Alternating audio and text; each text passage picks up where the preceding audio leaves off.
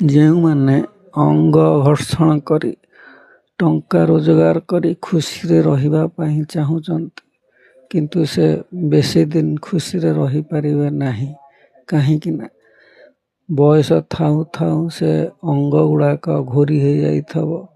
କିନ୍ତୁ ଇଏ ଗାଡ଼ିର ପାର୍ଟ ନୁହେଁ ଯେ ନୂଆ ବଲ୍ ବେରିଂ ପକେଇ ଦେଇକି ଫେର ମାଡ଼ି ଚାଲିବା। କିନ୍ତୁ ଇଏ କଥା ନିଶ୍ଚିନ୍ତ ଅଙ୍ଗ ଘର୍ଷଣ ଲୋକଙ୍କୁ ହିଁ ଖରାପ ଲାଗିପାରେ, କିନ୍ତୁ ସତ କଥା କହୁଛି।